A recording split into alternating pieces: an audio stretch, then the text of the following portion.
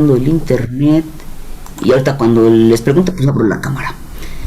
Bueno, entonces vamos a ver el siguiente tema, y este tema corresponde a lo que sería hemostasia y coagulación. Es, digamos, como la última parte que vamos a revisar con respecto a lo que sería hematología.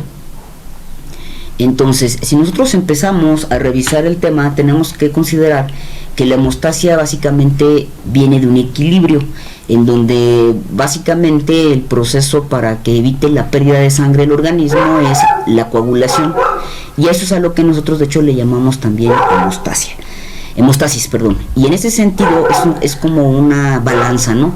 Porque al mismo tiempo no quiere decir que esté uno y el otro no, todo el tiempo están ambos trabajando de forma colaborativa como un buen equipo, porque al mismo tiempo nosotros estamos produciendo en algunos sitios, sobre todo de inflamación o de lesión, pues el que se formen coágulos, pero obviamente esos coágulos no pueden estar ahí porque pues no sería adecuado para el organismo. Entonces tenemos activo también esta situación en donde se degradan, se destruyen estos coágulos de fibrina, y entonces a esto es a lo que le llamamos fibrinólisis. Entonces la hemostasia es el equilibrio entre la hemostasis y la fibrinólisis, es decir, ambos, a pesar de que intervienen y actúan en el organismo, nunca debe de ganar uno de ellos. En ocasiones, cuando entramos a ciertas enfermedades, pues efectivamente por eso tenemos la patología, o porque entonces el animal empieza a tener una hipercoagulabilidad, o bien tiene un exceso de este mecanismo que sería la fibrinólisis. Yo, por ejemplo, les hacía luego la broma en el sentido de que ni está padre que vengan coagulados a la clase, pero tampoco que vengan completamente degradados. Entonces espero que con esto no se les olvide. Ahora bien, con esta situación, a la cuestión de la activación de la hemostasia, vamos a ver que la intención de todo esto que vamos a platicar el de hoy es la formación del coágulo, pero obviamente pues lleva varios pasos, y entre ellos obviamente es el que se acumule haga cúmulos plaquetarios, que la plaquetita se acumule. Obviamente vamos a ver un poquito más desglosado el tema, que se forme la trombina a fibrina, y que finalmente esto forme lo que le llaman el tapón blanco o el tapón hemostásico primario, que también le llaman blanco. ¿Por qué? Porque es un coágulo no muy estable, es friable. Y en este sentido, ya una vez que se forma entonces este coágulo ya bien solidificado, entrará entonces el proceso de fibrinólisis, porque la idea, y ahorita lo van a ver en una siguiente transparencia, es reparar el endotelio que se dañó. Acuérdense que obviamente esto pues tiene una situación a nivel del vaso sanguíneo. Si nosotros hablamos del otro proceso, vamos a ver que tenemos que la fibrinólisis, pues su objetivo es lisar esos coágulos, en donde básicamente aquí lo que se va a ejercer con todo esto que vamos a ver el día de hoy es la disminución de la producción de la fibrina, y en este caso vean que aquí la trombina no inhibe la fibrinólisis, eso es un dato importante. Y entonces nuevamente estaríamos en un vaso reparado, porque obviamente todo esto se desprende de una lesión a un vaso sanguíneo reparado, y entonces estaríamos nuevamente en el estatus original. Entonces vamos a ver que si nosotros partimos como para trabajar estas fases de la hemostasia, tendremos que entonces la primera fase que se va a originar en el organismo es vía una fase de vasoconstricción. Eso lo que va a originar es que al momento de hacer la vasoconstricción, la parte digamos más importante es que se reduzca el espacio, el lumen del vaso, y esto acerque un poquito, afronte más los lugares donde existe la lesión. Ahora, para que esto obviamente se genere todo esto, lo primero es que tiene que haber obviamente la superficie dañada, pero también se comenta que debe de haber la exposición al colágeno, porque obviamente esto es lo que va también a desencadenar parte del proceso. Y entonces la siguiente fase sería obviamente la agregación de la plaqueta. Esa sería su segunda fase. Entonces esto al unirse o al afrontarse le queda como más cerquita un borde a otro, y entonces esto le permite al organismo hacerlo de mejor manera. Al mismo tiempo que se está generando esto, y ahorita lo van a ver más adelante porque se los digo, vamos a ver que se va a desencadenar no solamente esta primera fase que le llamamos de la hemostasia o digamos el evento primario, sino que al mismo tiempo se va a desencadenar la segunda que aquí viene en la infografía como tercera fase de la coagulación, porque ponen aquí como primera fase la vascular y segunda fase la plaquetaria, en donde ya lo que va a intervenir básicamente van a ser los famosos factores de la coagulación. En este sentido vamos a ver que esto es algo bien complejo, es a nivel químico y a nivel utilizan obviamente proteínas, calcio, enzimas, se requiere fosfolípidos y toda esta situación bioquímica. Al final lo que va a generar es el que como resultado final se forme, obviamente acá ya se hizo un primer coágulo que les digo es un coágulo plaquetario, pero es muy lábil, y que acá más bien ese coágulo tome la consistencia, que sea firme y que entonces ya no se pueda en ese momento romper, porque esa es la finalidad de esta fase, el formar un coágulo estable. Y entonces ahí pues interviene todo esto, y entonces en la última situación nosotros vamos a ver que para vías de poder platicar o de poder entender esta parte de la situación secundaria. Ay, espérenme, porque dejé aquí a unos sin entrar.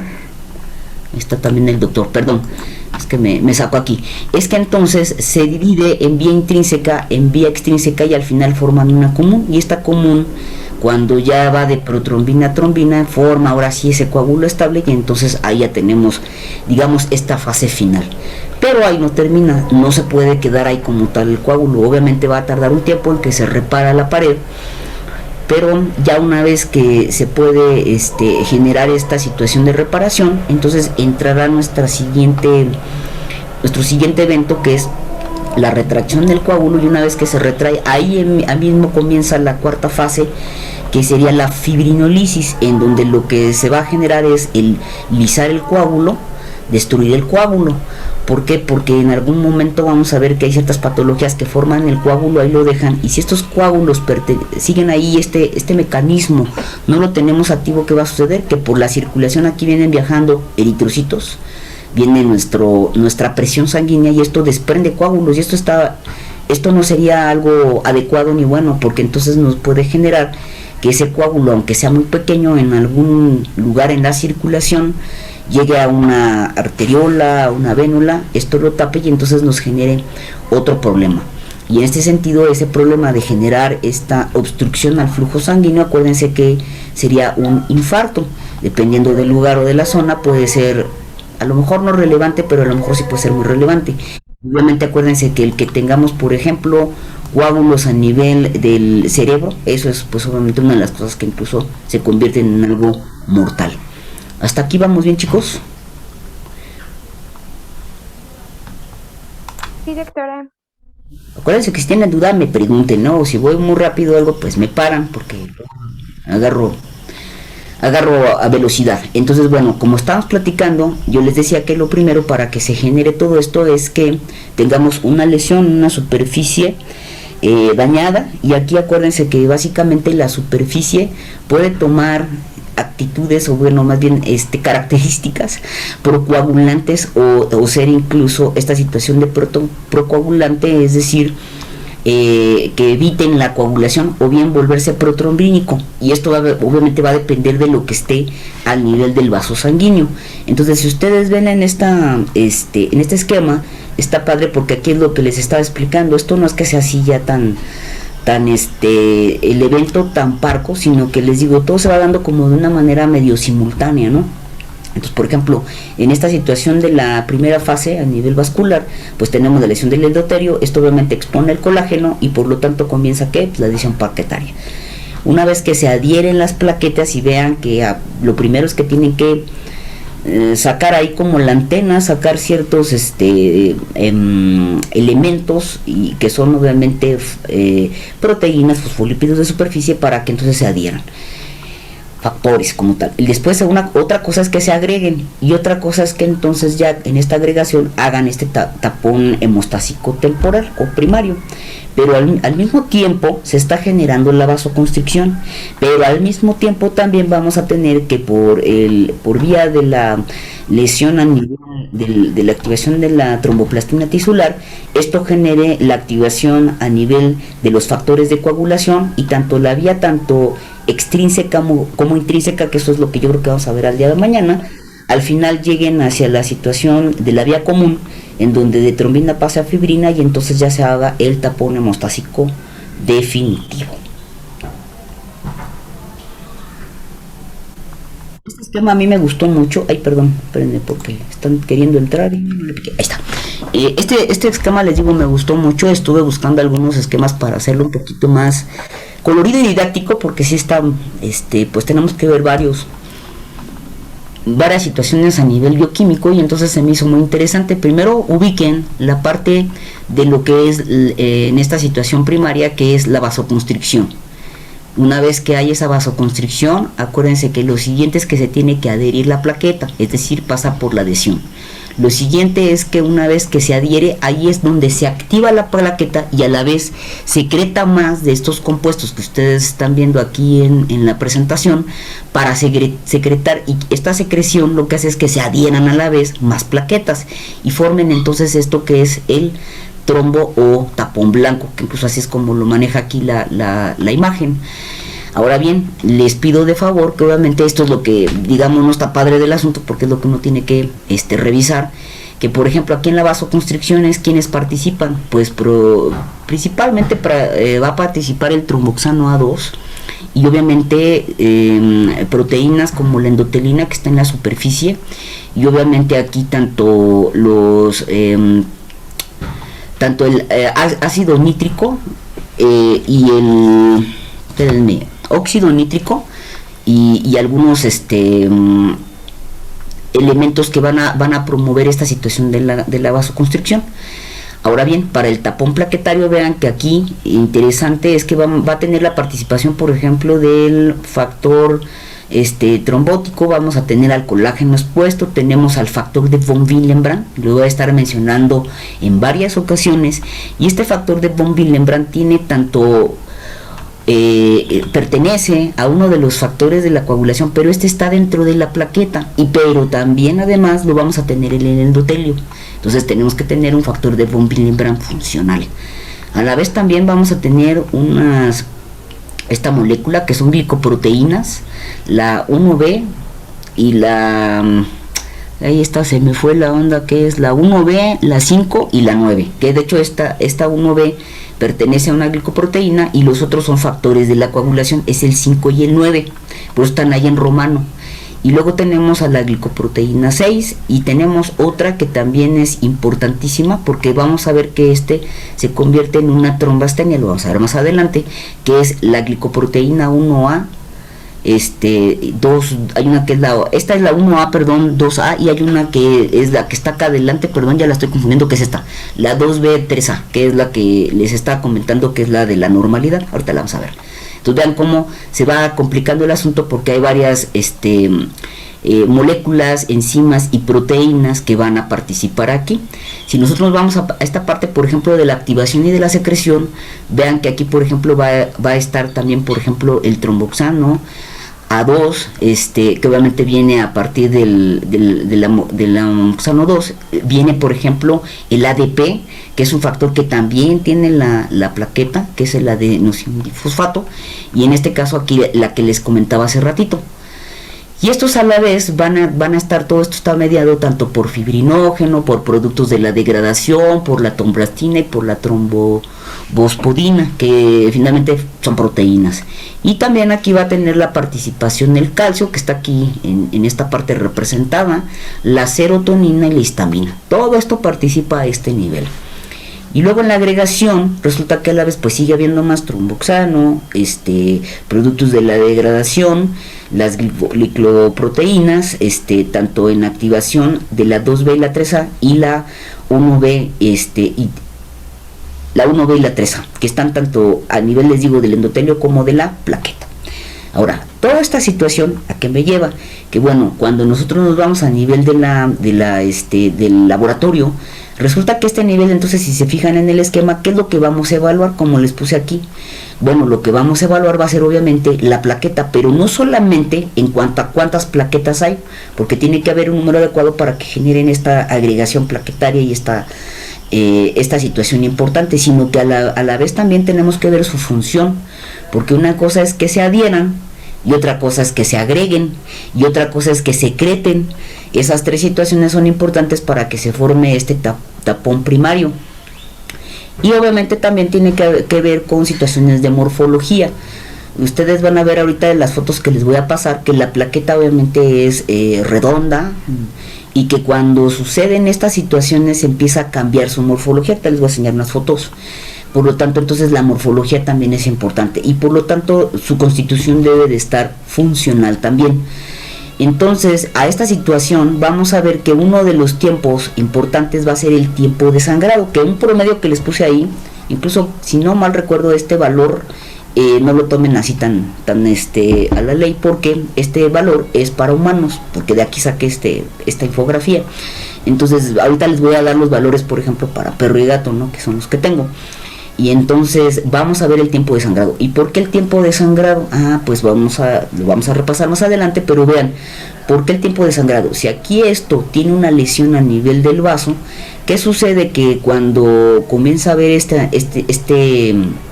esta prueba, porque es una prueba, arranca el tiempo, yo voy a generar una lesión. ¿Y cuándo paro el tiempo? Cuando deja de sangrar. Entonces, al final, ¿qué me está evaluando este tiempo de sangrado? Pues obviamente está evaluando el funcionamiento y la cantidad del número de las plaquetas.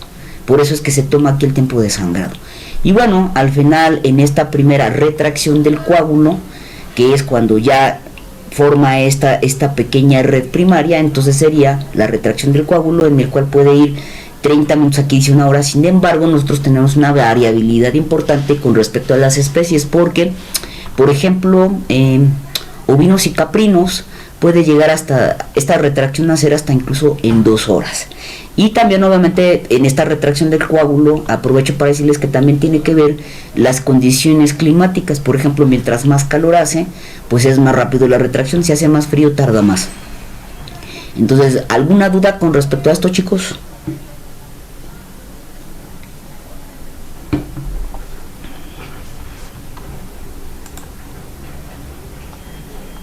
Ya los dejé mudos. No, doctor. Al momento no. No, ok, bueno, para ver que estén... Tengo una duda. A ver, perfecto. Ya con este esquema, me revolví en las fases. Ok. Aquí este esquema que dice vasoconstricción es la fase 1 de la hemostasis. No, todo esto es la hemostasia primaria, que sería, digamos, en el esquema anterior, la fase 1 y 2. Ok, esa era mi duda. Sí, no, está bien, perfecto. Sí, porque como estamos hablando de la fase, en este caso, me regreso acá, sería la fase de la vasoconstricción y la fase de la formación de la agregación plaquetaria. Hasta aquí vamos, todavía no llegamos a esta parte. Doctora, muchísimas ¿Y Sánchez? No, qué bueno, pues ese es el chiste, porque dicen, a ver, ya me confundí. Sí, y es que a la vez pues tiene como varias etapas, ¿no? Ok, entonces, si nos seguimos, ahora resulta que yo les platicaba hace ratito que el endotelio es antitrombínico, es decir, que evita la formación de trombina. Y esto es, digamos, de manera normal, chicos. Cuando tenemos problemas con este tipo de cosas que ahorita vamos a platicar, es cuando entonces, ¿qué sucede? Que la formación de trombina se genera y entonces esta situación antitrombótica se pierde y entonces empezamos a generar coágulos. Algo que les voy a encargar muchísimo es que lean, por favor, de coagulación intravascular diseminada. Se lo estoy diciendo desde ahorita porque sí va a haber algunas preguntas ahí en el examen. Y la verdad es que no me da tiempo de abordarlo a la profundidad que yo quisiera. Por ahí voy a buscar y creo que tengo un pequeño PDF en donde habla de esta situación, y entonces para que ustedes puedan ubicar, porque hay un montón de enfermedades que van a originar esta coagulación intravascular diseminada. Principalmente, bueno, hay bacterias, enfermedades inmunomediadas, digo, por nombrar algunas, ¿no? y entonces esto pues puede generar estas situaciones de cambio. Entonces, ¿qué sucede? Que para que el endotelio sea antitrombínico, y es decir, que evite la formación de la trombina y que se formen coágulos, en la superficie tiene al óxido nítrico, tiene obviamente a este que es un factor, es proteína, que es antitrombínico 3, así se llama, y que en este caso, ¿qué hace este? Pues inactiva la trombina y inactiva también, en este caso, al factor 10A y al 11A. Ahí es donde va a tener esta acción. También, por ejemplo, tenemos la trombomodulina, que al momento de que se ensambla con la trombina, pues genera esta situación, y entonces al tener la carga negativa ayuda a que entonces los procesos ya no lleguen ni se formen, sino que evita y degrada tanto al factor 5 como al 8. Lo vamos a ver más adelante en un esquema. Entonces, para que, bueno, pero que lo tengan aquí en cuenta. Y por otro lado, por ejemplo, tenemos a esta que es la prostaglandina 1 alfa. El óxido nítrico, ese es el ON, a la adenosina difosfatasa, que es finalmente una enzima, y todo esto a nivel de la superficie del endotelio inhiben la agregación plaquetaria. Entonces, estando activo esto, evita que la agregación no se dé. Y obviamente acuérdense que tenemos la carga negativa y tenemos que un endotelio sano, no tiene lesiones, y esto es lo que ayuda obviamente a evitar que se forme el coágulo. ¿Hasta ahí vamos bien, chicos? Porque luego se me pierde, entonces por eso trato en esta parte cuando menos de ir un poquito más despacio. Bueno, espero que no. Entonces, ¿qué sucede? Que también nosotros tenemos en el vaso sanguíneo, ahora sí, situaciones también que son protrombínicas. ¿Qué quiere decir? El efecto contrario, es decir, que al momento que estos factores se empiezan a secretar, pues entonces forman el coágulo. Pero esto ya sería bajo una situación que patológica o no patológica, a ver si me están entendiendo.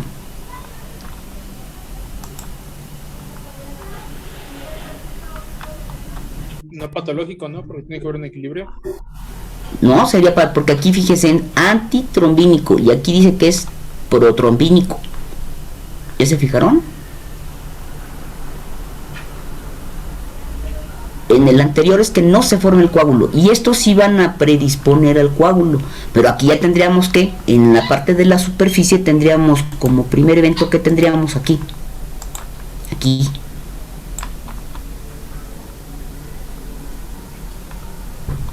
Vasoconstricción. Antes de la vasoconstricción, ¿qué tiene que haber en el endotelio para que esto se desencadene entonces?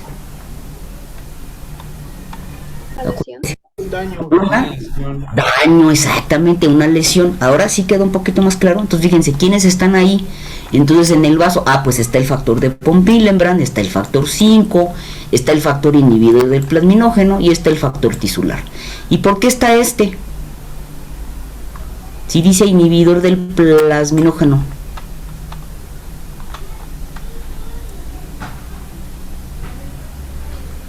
Porque si estuviera aquí inmediatamente este coágulo que intenta formar, ¿qué haría este?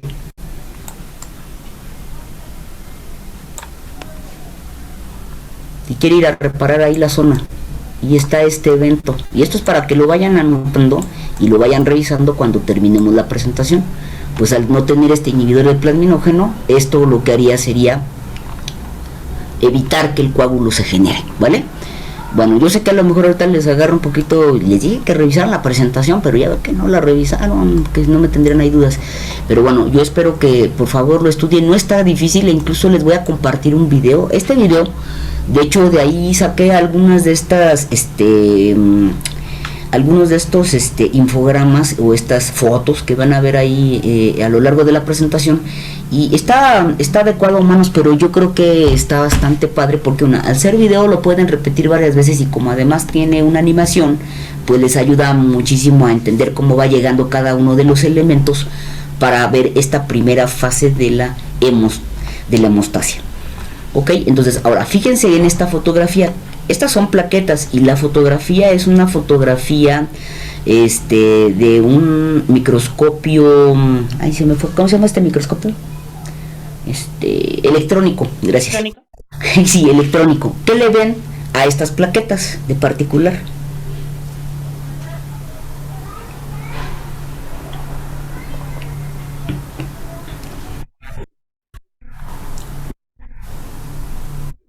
Sí, exacto, así con sus palabras, no hay problema. Sí, exactamente. Son muy bien, fíjense, esta como que parece, al estar obviamente en tridimensional, pues pareciera como aparentemente normal, ¿no? Tiene obviamente su membrana y allá adentro tiene como sus organelos y tiene ahí algo de gránulos, ¿no?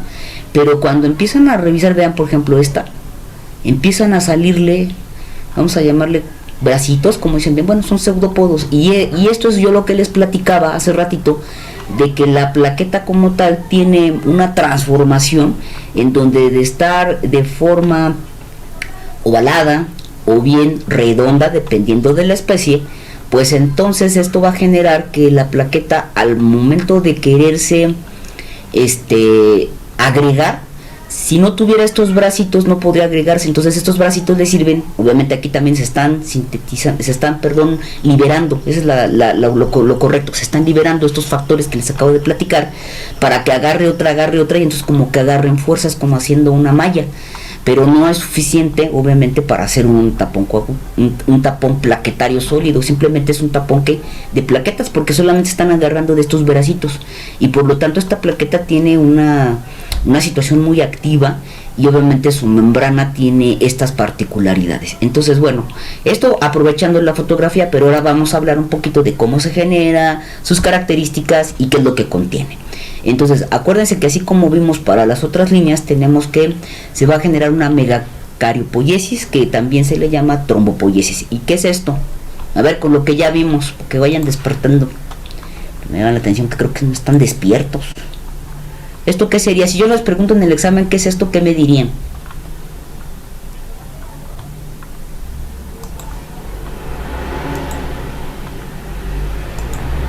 Hagan la transpolación a lo que vimos, que si les preguntara qué es eritropoiesis o qué es leucopoiesis.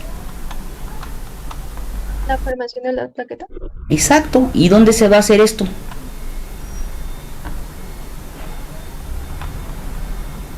¿En qué lugar? ¿En qué sitio?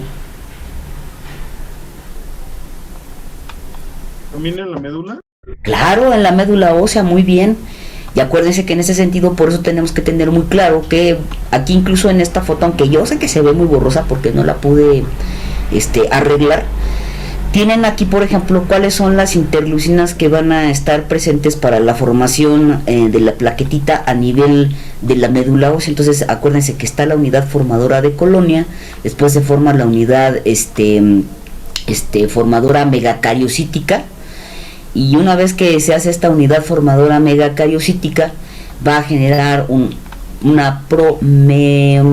promegaloblasto, un megaloblasto y finalmente un promegariocito. Al formar esta célula, fíjense que va igual de una célula, digamos, un poco tanto pequeña, pero aquí la diferencia con las otras que platicábamos es que se van agregando estos y al final forman un agregado de estos promegacariocitos a hacer un megacariocito. Pues de hecho mega es de grande, ¿no?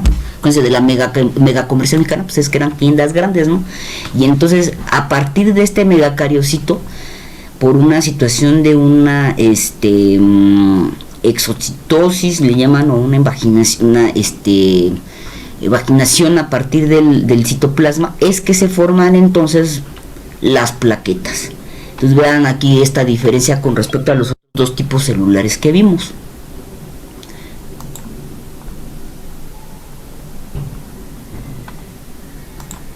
Entonces, a partir de ahí, fíjense, aquí está esta parte de la trombopoietina, en donde tenemos las unidades formadoras de colonia, tenemos a las unidades formadoras ráfagas megacariocíticas. A la megacariocítica se forma el megacarioblasto, el promegacariocito y después el megacariocito. Y por una endomitosis, bueno, también así lo manejan en algunos libros, del citoplasma es que se forman entonces la plaqueta. Y acuérdense que para que esto se active, obviamente va a estar también mediado porque haya un estímulo hacia ya sea en este caso riñón e hígado, porque ambos tienen esta hormona que es la trombopoietina. Por lo tanto, en aquellas situaciones en las que se empiece a activar la formación de los eritrocitos, pues también obviamente va a tener una situación de activación a nivel de la plaqueta. Entonces, espero que esto no se les olvide. Y por ejemplo, podríamos una situación, aquellas situaciones que estuvimos platicando para para las anemias, por ejemplo, y que su primer factor o evento que dispara esto, acuérdense que es la hipoxia. Entonces, en estas situaciones en donde también se está desencadenando, no va a ser tan particular de que nada más le voy a generar esta producción a nivel de los eritrocitos, sino que también va a jalar a la formación de plaquetas. Y acuérdense que también hay en su momento tanto por las interleucinas como por los factores de crecimiento, que también llama a leucocitos. Entonces espero que esto no se les olvide y lo vayan repasando. Bueno, yo ahorita vi el chat y yo veía aquí, por ejemplo, que Violeta, porque vi que se movió y está medio revuelto, pero creo que sí se entendió. A ver, Violeta, me regreso, ¿dónde no se entendió?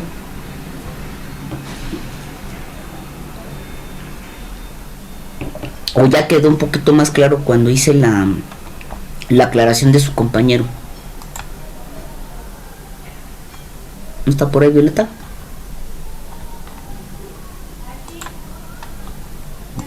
No, creo que se salió. Bueno, a ver si al ratito Violeta me escribe, a lo mejor no tiene audio. Entonces, por ahí, bueno, estas son fotografías, obviamente, y bueno, es un poquito lo mismo, ¿no? Tienen aquí la situación de la plaqueta, y entonces espero que con esto no tengan problema. Me gusta más la primera, aunque está un poquito borrosa, porque ahí incluso tienen los factores de crecimiento a nivel de la médula ósea. Y entonces vamos a entrar a la situación de que la plaqueta en mamífero tiene una vida media de 5 a 10 días, un poquito o muy parecida a lo que serían aves y reptiles. Varía, ahí tienen variaciones, sin embargo, ya si alguien en particular quiere tener el dato exacto, yo les pido que busquen, hay una tesis que se las voy a anotar al final de la presentación, en donde pueden checar parte de esta información, ya si quieren irse como muy particular a la morfología.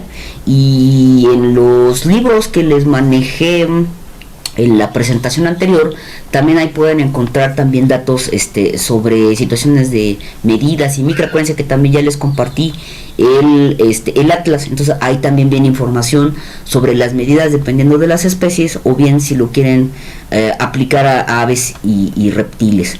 Entonces ahí les digo, esto puede ser un poquito grave, sin embargo, bueno, tienen una vida media de 5 a 10 días, miden de 2 a 4 micas promedio, van de 100.000 a 800 que le puse aquí, pero incluso en algunas bibliografías pueden encontrar que puedan ser hasta 900.000, y quien tiene más plaquetas es el gato. Acuérdense que es exactamente igual como platicamos, pueden almacenarse hasta el 30% a nivel del órgano vaso, y obviamente vamos a ver ahorita un poquito más extenso qué es lo que contiene la plaqueta. Pero bueno, aquí en el resumen les pongo que tiene esta glicoproteína, aparte de las que ya les mencioné, que tiene los factores que ya les mencioné y los granos alfa, beta y densos. Pero también tiene lisosomas, y obviamente todo esto le ayuda para poder específicamente hacer sus funciones tanto de adhesión, agregación, secreción, y después obviamente el generar este stop para dejar de producir coágulo, aparte de que le puede ayudar en este caso el endotelio, como lo acabamos de ver. Y obviamente a nivel de lo que son las aves, aquí por ejemplo les puse en la fotografía, esta de aquí abajo, si la ven, tenemos plaquetas, y no sé si alcanzan a ver que incluso hay una variante en cuanto al tamaño de la plaqueta. Aquí por ejemplo podría yo asumir que en este frotis haya anisocitosis plaquetaria. ¿Se acuerdan que era anisocitosis, chicos? Que lo exacto, diferentes tamaños. Lo vimos también ese concepto en eritrocitos. Entonces tiene diferentes tamaños, y lo que van a lo mejor a representarles que tienen una macroplaqueta. Tomen esto en cuenta, ahorita lo vamos a retomar en la interpretación.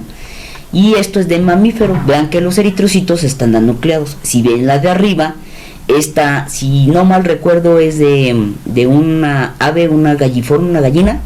Y lo que ustedes están observando son eritrocitos nucleados. Y vean que la plaqueta acá abajo tiene como puntitos, porque lo que se observan son en realidad los gránulos. No tiene como tal un núcleo. Sin embargo, la diferencia con aves es que son fusiformes u ovaladas, y ellas sí tienen un núcleo. Esa es una diferencia importante.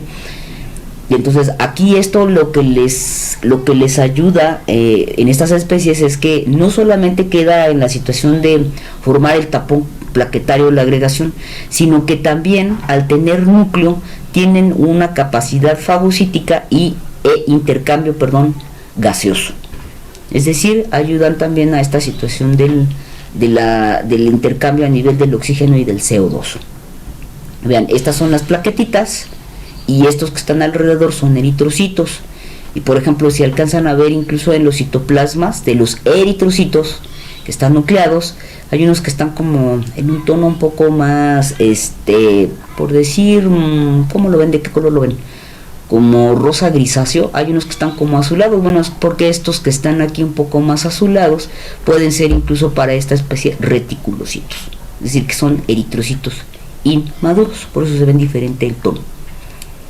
Ahora bien, si vamos a ver entonces este rollo de la estructura de la plaqueta, vamos a ver que contiene, les digo, los gránulos alfa, los gamma y los beta. En este caso estos gránulos alfa, fíjense, tienen fibrinógeno, factor 5, factor plaquetario 4, tienen factor de von Willebrand, que ya les había comentado hace ratito, tienen tromboglobulina, que es esta BT, tienen productos de degradación y factor de crecimiento del endotelio, porque también ahí colaboran con el endotelio.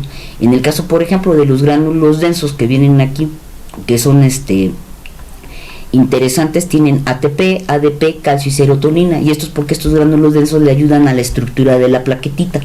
Y obviamente en la membrana tiene los gránulos, estos gránulos alfa que les comentaba, en donde también en la superficie de la membrana tiene glicoproteína, tiene proteínas, la P-selectina, que es una proteína, y que también tiene el GP2B y el 3A, y tiene obviamente lisosimas hidrolíticas. Aquí, por ejemplo, vean, tiene también lípidos proinflamatorios, factores angiogénicos, inhibidores obviamente de la angiogénesis porque colabora con el endotelio, y tiene también metaloproteínas a nivel de lo que serían sus organelos. Por ejemplo, aquí en la parte de la plaqueta, que está un poquito dividido en las situaciones de que contiene como sustancias antitrombóticas, sería la prostaciclina, la trombomodulina, el activador de minógeno y la heparina. Y tenemos, por ejemplo, a nivel protrombínica, acuérdense que estos son que lisan, evitan el coágulo, estas ayudan y promueven el coágulo. Está factor de von Willebrand, el factor tisfilar, inhibidor del plasminógeno, que fue el que hace ratito yo les preguntaba. Obviamente tiene colágeno, protoglucanos, tiene un montón de cosas. Tiene también a nivel de esta situación de los organelos, a nivel inflamatorio, hay tanto interleucinas 8, 6 y 1, y esto acuérdense que obviamente si hay inflamación que hace, pues esto activa la plaqueta, porque estos son interleucinas que pueden ahí también contribuir a esta plaqueta, y obviamente están los factores de crecimiento celular. Aquí, por ejemplo, en este esquema que está bien bonito, vean, a nivel si nos vamos un poquito en el orden de afuera hacia adentro, tendríamos el glucocáliz, que acuérdense que ahí también hay antígenos de superficie y de reconocimiento, o anticuerpos, está la membrana plasmática, tiene su citoesqueleto,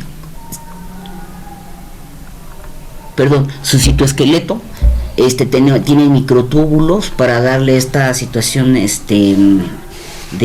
estabilidad. Y aquí, si se fijan, también tiene un sistema canalículo abierto, porque obviamente tiene que poder liberar todos estos gránulos que están viendo aquí, a manera de que acuérdense que estos van a la vez a hacer que se liberen para agregar a más plaquetas y secretar. Por eso también tiene una función de secreción. Se fijan aquí en los túbulos densos, ven igual el ADP, el ATP, el calcio y la serotonina, tiene los gránulos alfa, y obviamente también tiene glucógeno, y esto es porque son depósitos que tiene ahí, porque finalmente su manera para obtener energía es a partir de la glucosa como tal. ¿Alguna duda con esto, chicos? Bueno, hay las mitocondrias, que se me olvidó mencionarlas porque les sirven obviamente para situaciones de energía. Se tiene que mover, esta plaqueta no es estática, se mueve, y al momento en el que se activa, en la activación, obviamente va a cambiar su forma, va a generar los bracitos que les decía, y entonces por eso es que necesita obviamente un sistema tubular denso y necesita microtúbulos para poder hacer estos movimientos. ¿Alguna duda con respecto a estos, chicos, que acabamos de ver de la plaqueta? No. Y aquí, bueno, les coloqué obviamente cuál es su fuente energética que les acabo de decir. Nada más lo que no les comenté es cómo lo hace. Pues al tener mitocondrias obviamente entra a ciclo de Krebs y a fosforilación oxidativa, pero también tiene glicólisis anaerobia activa, lo cual esto lo hace muy parecido a lo que, o muy similar a lo que hace el músculo esquelético blanco. Y en este sentido, por eso les decía que necesita también un sistema tubular denso con un sistema reticulosarcoplásmico, y obviamente también tiene un sistema secuestrador de calcio. Por eso es que finalmente también hace esta situación al momento de que nosotros ponemos los famosos anticoagulantes, pues lo que hace finalmente es secuestrar el calcio para evitar que nuestra muestra se coagule, y actúa también a este nivel, a nivel de la plaqueta. Ahora bien, yo les coloqué aquí, por ejemplo, se me hace muy interesante estas funciones de la plaqueta, en donde vienen las funciones dinámicas y las funciones que hace a nivel, digamos, de su citoplasma. Entonces vean, en la dinámica está que la agresividad, la agregación, que se empieza una vez que esto se activa, hace esta metamorfosis, empieza a generar como una amiboide, empieza a generar los brancitos, hace esta función trombodinámica y hace también una función a la vez retráctil, porque acuérdense que al final va a formar este coágulo, tiene que sellar la lesión que está en el endotelio. Ahora, a nivel de la función plasmática, tiene obviamente liberación de factores, que yo hace rato les hablé del factor 3, pero uno de los más importantes es el factor plaquetario 3, y tiene obviamente el 2, que por ejemplo es un acelerador de la trombina. ¿Para qué? Para que el sistema rápido evite que se siga perdiendo sangre. Pero no son los únicos factores. Yo aquí incluso dentro de los más importantes, que es del 1 al 4, vean que en este sentido el 1 es muy similar al factor 5. Ahorita lo vamos a ver, bueno, no, mañana yo creo que lo vamos a ver, no lo vamos a ver hoy, pero vean que va a participar dinámicamente en la siguiente fase, en la de la coagulación. Tenemos a este, por ejemplo, que acelera la conversión de fibrinógeno a fibrina, es el 2. El 3, que les digo, que es uno de los más importantes. ¿Por qué? Porque básicamente está constituido de fosfolipoproteína, pero acelera la formación, en ese sentido, de la tromboplastina vía la tromboquinasa, que es una enzima. Y bueno, en el 4, por ejemplo, es antiheparina, que neutraliza estas sustancias para que evite el que se siga coagulando. Es decir, cuando ya sabe que selló y que ya no está sangrando y que se hizo esta restitución del endotelio, tiene que haber algo que lo pare, y en este caso es este factor 4, que tiene, les digo, un efecto heparínico. Y también tenemos este que es la trombastenina, que finalmente sí la coloqué aquí, en donde este es una proteína contráctil que interviene obviamente para la formación y la ayuda de la retracción del coágulo. Sé que sí es algo de información, pero es importante que esto lo sepan para que finalmente después entiendan por qué se genera obviamente esta alteración. A nivel de laboratorio obviamente estos no se evalúan, no se miden, es mucho más sencilla la evaluación a nivel ya sea de la cantidad o de la función plaquetaria. Entonces bueno, estos simplemente son esquemas donde nuevamente incluso es muy simplificado, porque aquí simplemente están mencionando al tromboxano A2, a los factores de los factores de la desindifosfato, y obviamente lo que activa básicamente para la situación de la agregación y luego de la coagulación primaria. Ok, entonces para fines prácticos en el laboratorio, ¿qué es lo que se va a hacer, chicos? Bueno, vamos a hacer que como pruebas de laboratorio hagamos una que sería el evaluar la función plaquetaria, y hay otras pruebas que nos pueden ayudar un poquito como soporte. Bueno, lo primero es que esta se hace con el tubo de DTA, y obviamente esto que van a ver aquí, sobre todo este que es el conteo plaquetario, pues viene incluido ¿dónde? Pues en la biometría hemática. Espero no lo pierdan de vista. Ahí es donde nosotros vamos a poder tener nuestro conteo plaquetario, y que este conteo plaquetario es el total.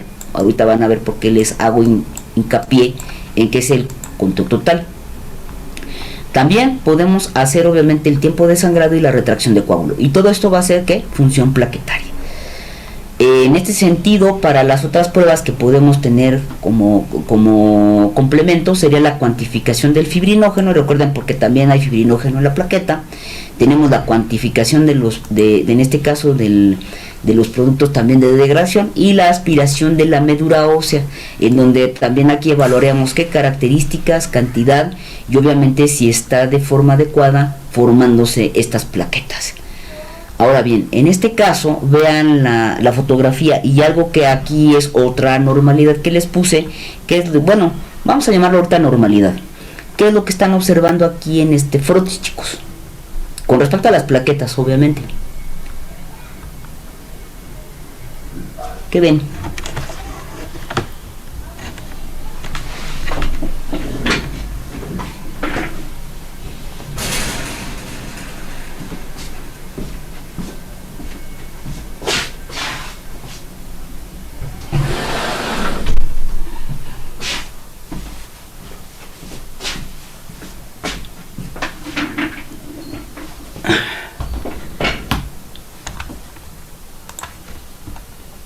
A ver, Andrea Santos, ¿qué es lo que observas tú en el frotis?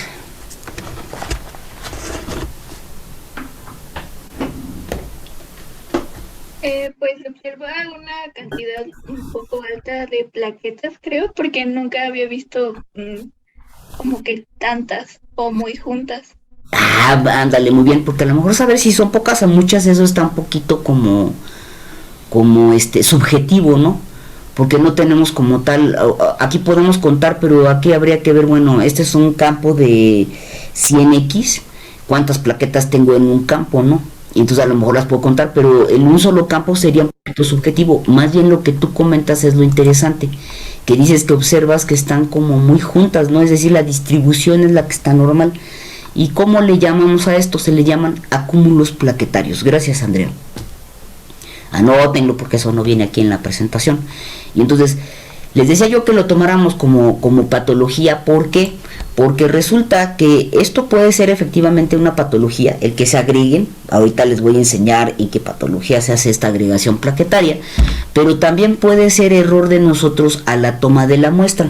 Es decir, si nosotros estamos picando al momento de tomar la sangre y ustedes pican y se salen, pero ya contaminaron la aguja con sangre al inicio y después vuelven a entrar al vaso y jalan ahora sí la muestra, en el momento en que toca la superficie la sangre que inicialmente aspiraron y que está tocando la superficie de la aguja, en ese momento va a empezar a generarse o se va a empezar a desencadenar pues la coagulación. Les digo que esto es un sistema muy activo, entonces esto puede ser mala toma de la muestra.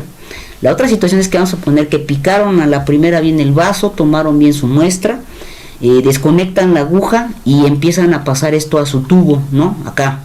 Pero obviamente se tardan demasiado, o en extracción también tardan demasiado, entonces esto obviamente dentro de la jeringa también empieza a generar coagulitos. O bien, vamos a poner que lo hicieron muy rápido, lo hicieron muy bien, vaciaron la muestra al tubo, pero resulta que en el tubo, si se acuerdan, ahí me salió medio fea la tapa, esto tiene en las paredes LDTA, incluso si ustedes ven los tubos, van a ver como que tienen puntitos, como gotitas de agua, pero en realidad es el LDTA que está ahí en líquido. Si ustedes al momento de ingresar la muestra y después no la mueven, y acuérdense que el movimiento es un movimiento de derecha a izquierda suavemente, lo voy a hacer en la... Dejen ver si aquí tengo mi tubo, pero creo que me lo llevé. Bueno, aquí tengo una botellita que me va a servir. Vean la cámara, por favor, chicos. Acuérdense que nosotros lo que tenemos que hacer es que ya tengo la muestra, tengo que hacer estos movimientos más o menos a este ritmo. Es al ritmo que va nuestro agitador mecánico, que es lo que se utiliza en el laboratorio. Y esto es para que obviamente la muestra se combine con el EDTA que está en las paredes y entonces evite que se coagule. ¿Y qué creen que hacen la mayoría de las veces? Que es un error a la toma.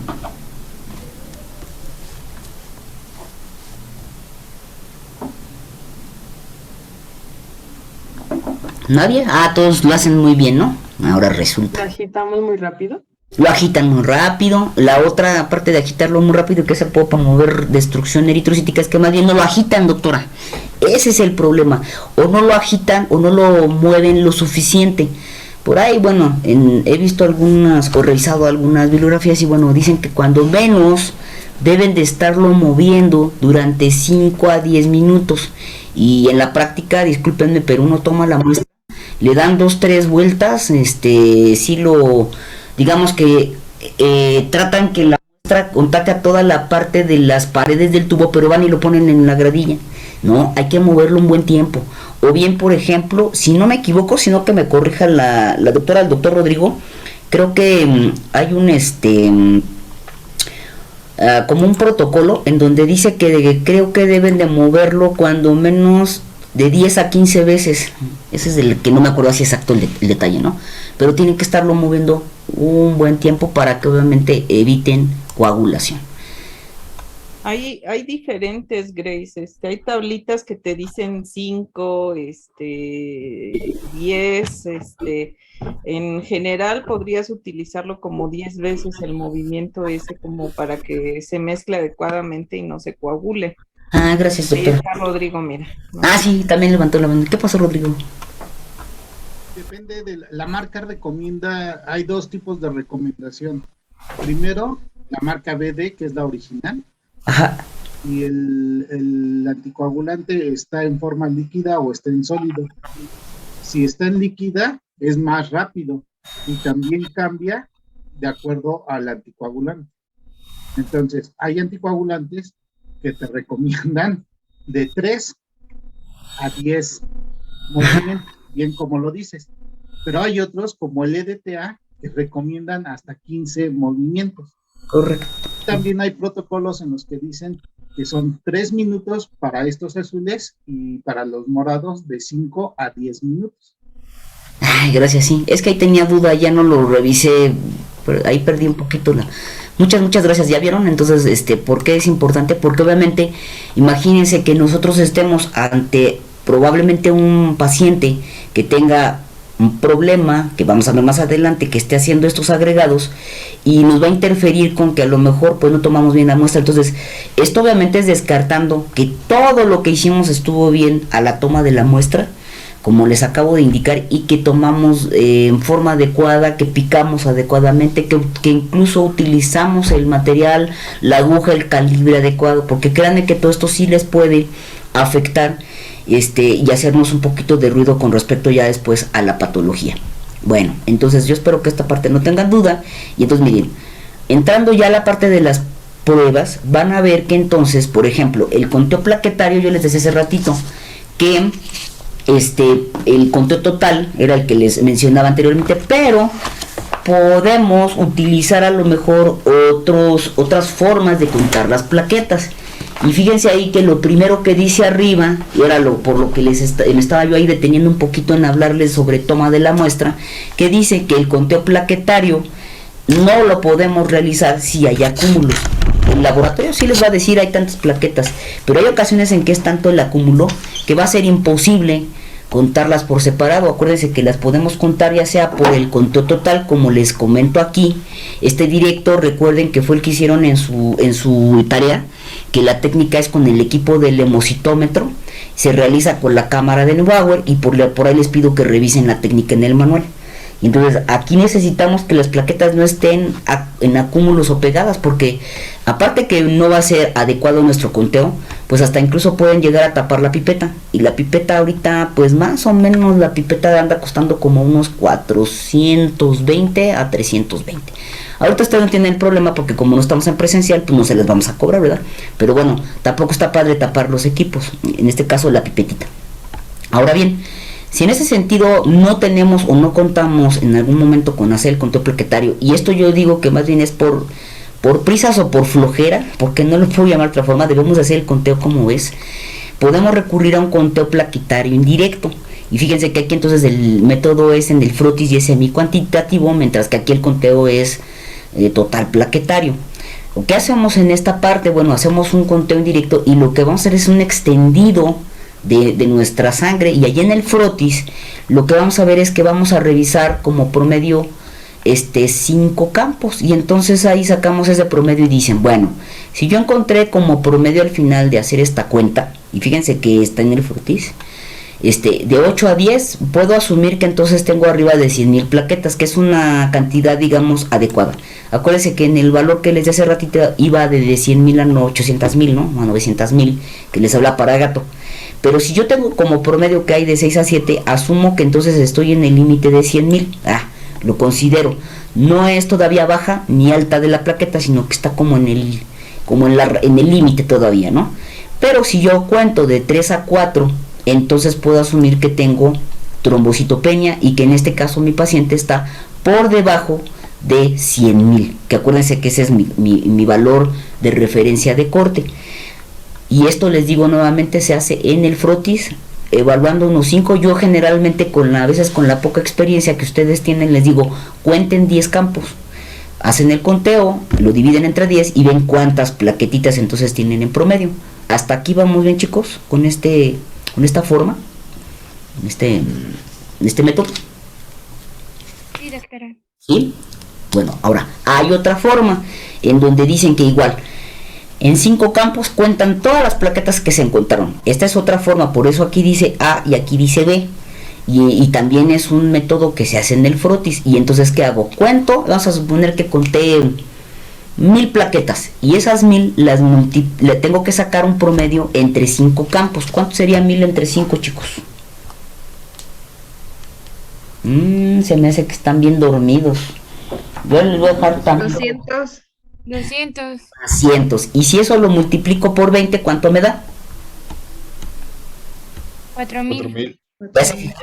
Entonces es una forma indirecta que también me puede dar, pero ahí ya no me da como tal promedios a este rango que hablamos acá arriba, sino que me da un estimado, que es semi-cuantitativo, de cuántas plaquetas tengo. No es lo mismo que saque yo, pues tengo de 8 a 10 o de 7 a 4, a que yo diga tengo 1,000, 2,000, 100,000, 40,000, 50,000, 200,000, 1,000,000. Es diferente. Entonces a mí me gusta más, por ejemplo, hacer este tipo en frotis, mientras que nunca, obviamente, me brinco el que mi resultado tenga el conteo total. Les dije que yo al final, que eso lo haré el día jueves, vamos a hablar del sistema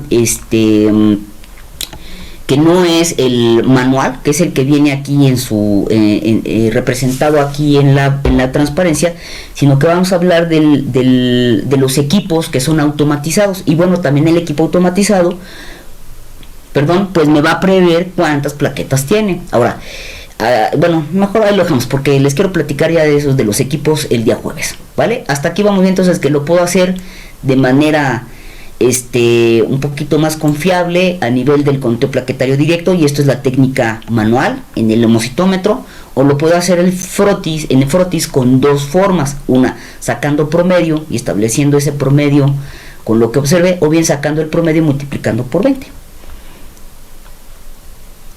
Ese es para mi conteo. Ahora tenemos otra prueba,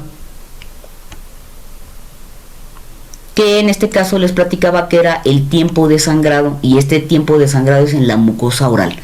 Se estableció ya a este nivel porque fue un poquito menos doloroso para el paciente, aunque pues no está padre que a uno lleguen y le corten la mucosa, sí arde y duele, pero bueno, anteriormente por ejemplo se utilizaba la pezuña o la uña de algunos animales, y no está padre. Por ejemplo en ratones así se hace el corte de cola, o cortaban por ejemplo aquí un pedacito de la oreja, pues no está padre porque el dolor va a ser más intenso. Entonces aquí lo que se hace es que se gira el labio superior, y en este caso con un equipo que es, hagan de cuenta, como un cúter que tiene una presión adecuada. Es una navajita, nada más que ahorita no tengo aquí la fotografía, se las busco porque no saqué la fotografía, está en la clínica y no me la mandaron. Y entonces con esa, que es como un cúter, hagan de cuenta, así está larguito, pero está dentro de un sistema que yo aprieto y tiene ya la presión adecuada para generar esta lesión a nivel de la mucosa. No sé si en algún momento han visto que hay unos como cuadritos que son para los sellos, digo, para podérselo representar, unos cuadritos así, ¿no? Y entonces aquí adentro viene la navajita, uno presiona, y al momento de presionar sale con un espacio muy pequeñito la navaja y hace el corte, digo, por representárselos. Y entonces lo que vamos a generar obviamente es la lesión. ¿Qué se hace en ese momento? Se va con un papel filtro absorbente, de preferencia que no genere pelucita, se va colocando ahí cerquita, nunca se va a pegar a la lesión, el que vaya a ir resumiendo, así se le llama, vaya goteando la herida. En el momento en el que yo hago el corte, ahí arranco el tiempo, porque fíjense que hice tiempo de sangrado, por lo cual tengo que tener un cronómetro, y entonces arranco ahí el tiempo. Cuando paro el cronómetro, cuando yo ya vea que deje de gotear, y eso es a lo que le conocemos como tiempo de sangrado. Les digo, aquí nunca, no hay que tocar, si van a poner bozal, nunca tiene que quedar esto cerquita, y no apretarlo demasiado, porque si no pueden alterar también este flujo. No deben de tocar en ningún momento con los dedos o con los guantes la herida, y tampoco con la gasa o con el algodón que vayan a utilizar. Y aquí abajo les puse ahora sí los valores, digamos, normales para lo que les decía, el anterior es de humanos. Por ejemplo, el rango normal es de 4 minutos promedio en caninos y de 2.5 a 3 minutos en felinos. Por lo tanto, si yo tengo de 5 a 10 minutos, puede ser una alteración de leve a moderada, y arriba de 10 minutos es una normalidad grave. Y recuerden que lo que nos está evaluando es obviamente la situación tanto del número como de la función de la plaqueta. ¿Alguna duda con esta antes de que la cambie, perdón?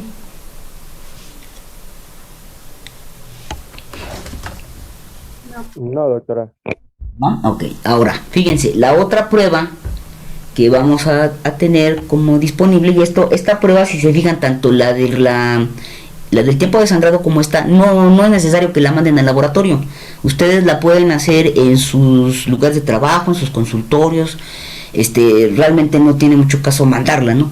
Y de hecho es muy práctica, y yo muchas veces les digo, oigan, ¿y por qué no hacen estas dos pruebas que son tan sencillas? Y a lo mejor contarlo, porque no tengo un microscopio, o no tengo en ese momento colorante, que luego nos llega a pasar, no tengo colorante para teñir el frotis. Bueno, hagan cuando menos estas dos pruebas para que les dé una idea si tenemos cuando menos la cantidad adecuada de plaquetas y si están funcionales, porque luego los sustos vienen cuando hacemos las cirugías, ¿no? Entonces, por ejemplo, fíjense, en esta prueba tenemos que en un tubo de vidrio tenemos que colocar 1 mililitro, en este caso de suero salino fisiológico, solución salina fisiológica al 0.9, y 1 mililitro de sangre entera. Allí inmediatamente que nosotros la estamos recolectando, esta no debe de venir con EDTA, sino simplemente la recolectamos inmediatamente y la vamos a pasar al tubo, porque acuérdense que si trae EDTA pues no va a coagular, necesita ser directa. Entonces ponemos 1 mililitro o 1 mililitro, y entonces pasando 5 a 10 minutos a temperatura ambiente, voy mezclando. Esto se tiene que ir mezclando para que en este caso pues se vaya generando, se vaya formando el coágulo. Y más o menos esto a temperatura ambiente promedio puede ser les digo, de 30 minutos hasta 1 hora o 2 horas en algunas especies, se debe de ver el coágulo contraído. Incluso como esto es solución salina fisiológica, no va a afectar a los eritrocitos, por ello es que estos que se desprendan o que no queden atrapados en este pequeño coágulo se pueden ir al fondo. ¿Para qué es la solución salina? Para que nos permita ver cuando se haga esta retracción del coágulo. Y en ese momento pues detengo el tiempo. ¿Sí queda claro, chicos? Está muy sencillo hacerlo. Y bueno, creo que todos en algún momento pues podemos hasta comprar en la farmacia solución salina fisiológica y hacer la prueba. ¿No tienen dudas entonces de este? No, doctora. No, doctora. Ok. Las otras pruebas que eran las especiales, ya no me voy a regresar, simplemente lo que les quiero decir es que bueno, fibrinógeno y productos de la degradación lo vamos a ver cuando veamos la parte de hemostasia, de la segunda fase de la coagulación, que sería ya cuando veamos los factores de la coagulación. Y en este sentido, médula ósea, remítanse a lo que vimos de médula ósea, porque igual vamos a tener que evaluar que estén ahí la cantidad adecuada, que tenga un desarrollo normal o sincrónico con respecto a la cuestión de los blastos con respecto a los megacariocitos, y nada más. O sea, ahí ya no hay como mucho que evaluar con respecto a esto, ¿no? Luego ya les pondré un ejemplo. Y entonces vamos a pasar a lo que serían las patologías. Ok, entonces ya conté las células, y entonces ¿qué alteraciones puedo tener? pues a este nivel, en la alteración de la hemostasia primaria, tendríamos que o la cantidad de las plaquetas está por abajo o está por arriba. Vean que entonces para la definición, la trombocitopenia será que yo tengo plaquetas en este caso con el número de referencia por debajo, y la trombocitosis será por arriba. Y entonces, causas de la trombocitopenia, pues vamos a ver que pueden ser, y estos serían los mecanismos, chicos, por favor, si no lo repasaron o no lo han estudiado, váyanlo repasando y anótenlo, para que ahorita que veamos un caso clínico lo puedan asociar. Tenemos entonces que sería disminución en su producción, tenemos aumento en su destrucción. Vean que estas se parecen, son muy parecidos a lo que vimos, por ejemplo, en rojos, o muy parecido a lo que vimos para leucocitos. Entonces, disminución en su producción. A ver si ya estudiaron cuando vimos lo anterior. ¿A qué atribuirían la causa principal de disminución en su producción? Díganme cuando menos una causa. Hipoplasia de médula ósea. Eso, muy bien, daños a la médula ósea. ¿Algún otro que también es bien común y que se los estuve platicando? Yo, porque pues tenemos mucho de eso en veterinaria, ¿no?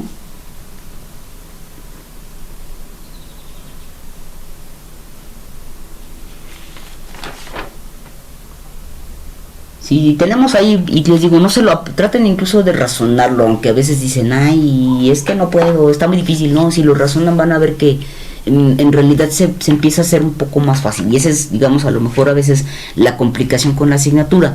Si me estás diciendo que la médula ósea, o su compañero comentó que la médula ósea ya está hipoplásica o aplásica, ¿qué cosas pueden ocasionarle eso a la médula ósea? Piensen ahora en causas.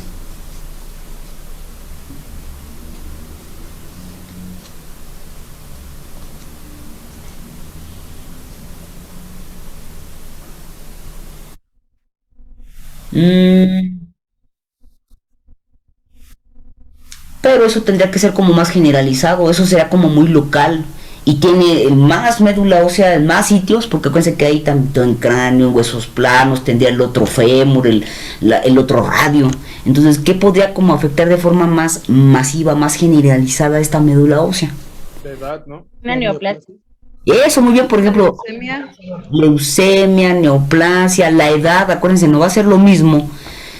Pero obviamente dentro de la edad tiene que aparte sumarle estas causas que están mencionando, no nada más que digan, porque está viejito, entonces ¿a dónde nos dejan a nosotros? Ya no tenemos entonces plaquetas. Pues no, que estemos viejitos y producimos plaquetas, tiene que estar aparte una patología inmersa. Y acuérdense, chicos, los virus van a afectar a ese nivel, tanto la eritropoiesis como la leucopoiesis como la trombopoiesis, los virus, y en todas las especies tenemos cuadros virales, aves, reptiles, en caninos, en felinos, en equinos, sí, no se les olvide. La otra es la utilización o mala utilización de los medicamentos, y ya les mencioné varios medicamentos, ahorita los vamos a repasar otra vez para que se acuerden.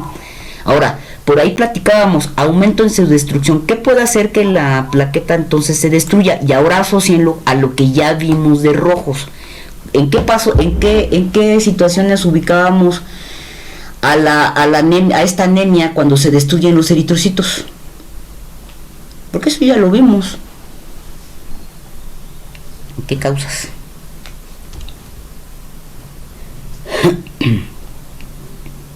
¿Podría ser en enfermedades autoinmunes? Claro, esa es la principal. Muy bien, muchas gracias. Enfermedades autoinmunes. Ahorita les voy a poner ya la transparencia, pero esa es la, digamos, como la que más a veces nos acordamos, pero ahorita quiero que en este mecanismo ubiquen que hay más causas importantes, ahorita para que lo vean en la transparencia. Perdón. Y tenemos el otro que sería secuestro. ¿En dónde se podría secuestrar la plaqueta? Digo, también está de moda, ¿no?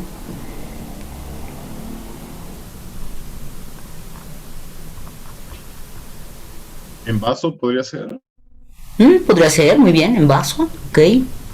¿Alguna otra idea por ahí? Sí, muy bien, en el vaso. Ahorita vamos a ver las causas.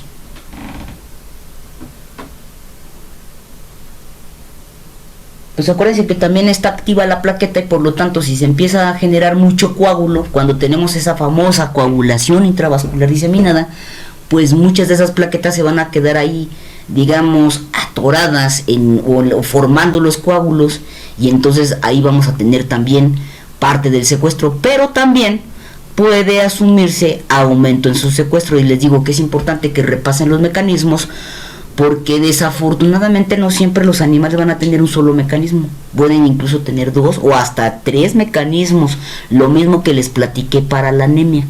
Entonces por eso es importante que los ubiquen. Y obviamente el aumento en su consumo, pues ahorita les voy a pasar entonces las transparencias para que ubiquen. Entonces, ¿queda claro cuáles son los 4 mecanismos en donde tendríamos una trombocitopenia? ¿Ya los anotaron? Sí, doctora. Sí, doctora. Cuando menos para que cuando regresen no digan, ay, ya no sé escribir, doctora. Ahí vayan ahorita que ya vamos a regresar en enero, por favor, vayan moviendo la manita.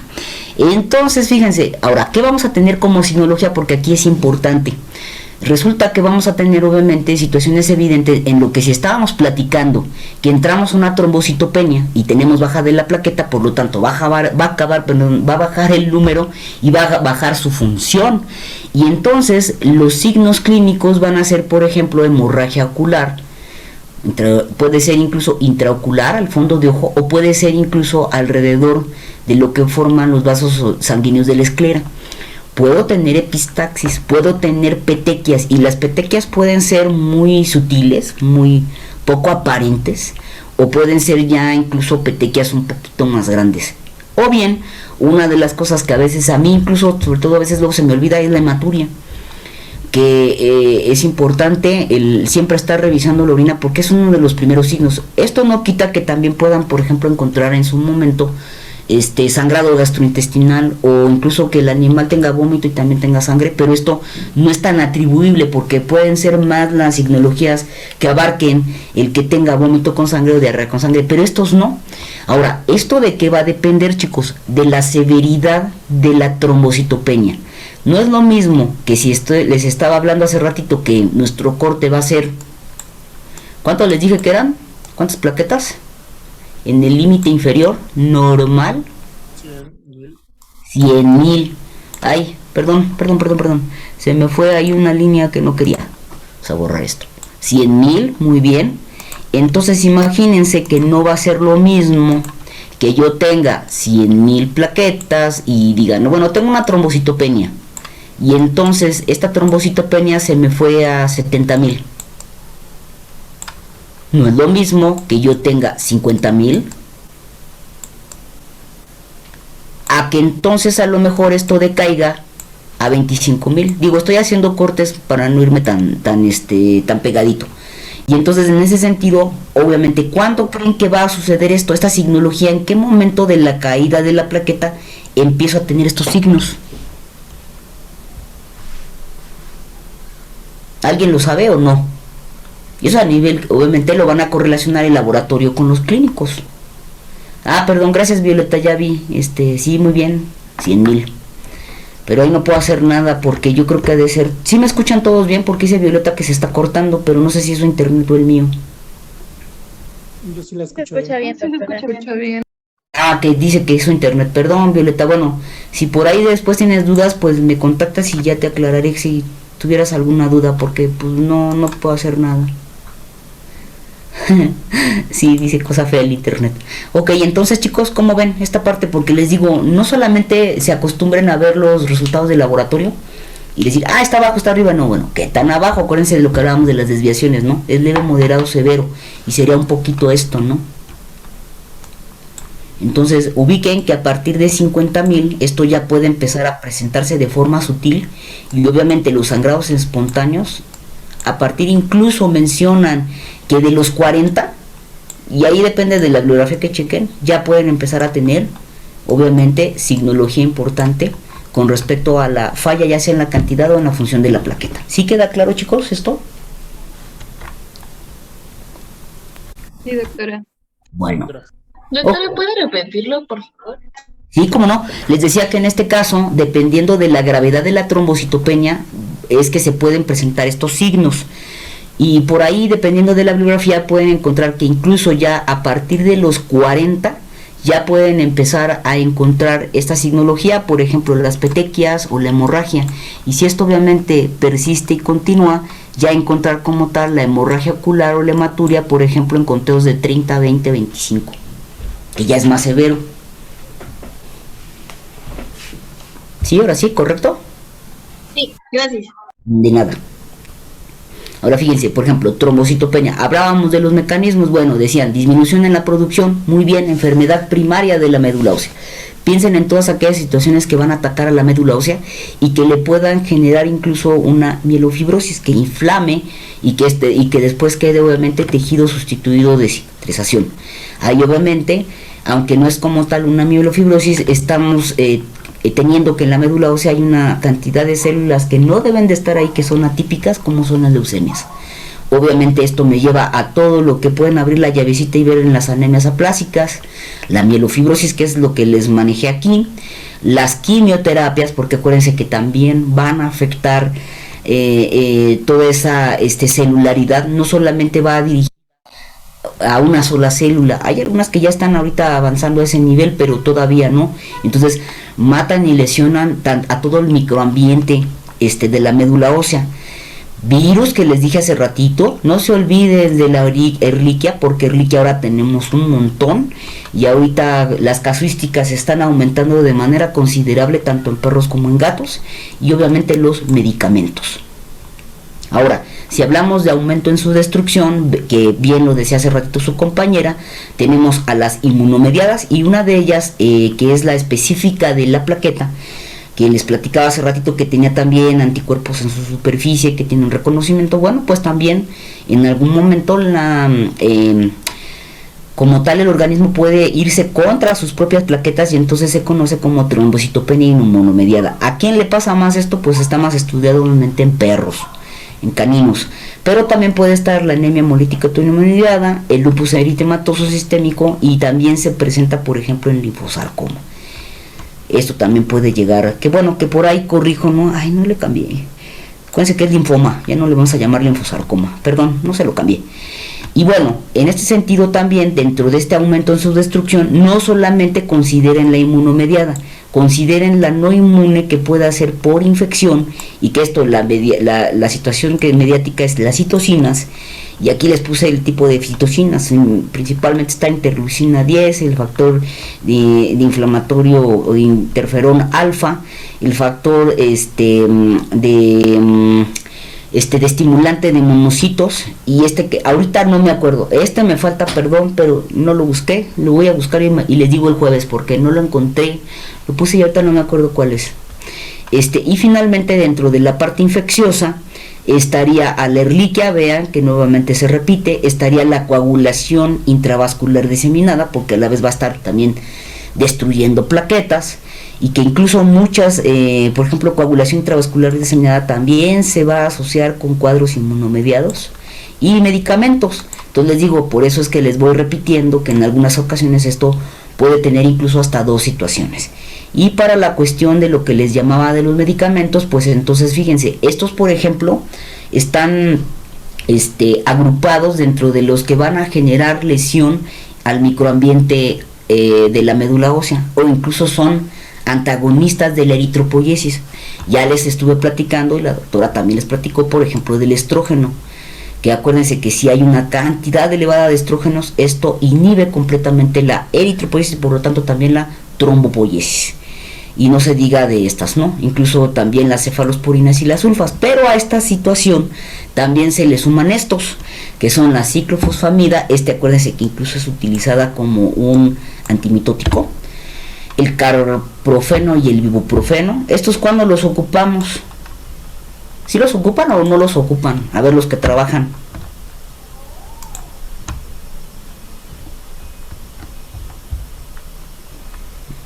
Ahora resulta que ni trabajan. Yo sí me acuerdo de algunos que trabajan. A ver, déjenme buscarlo.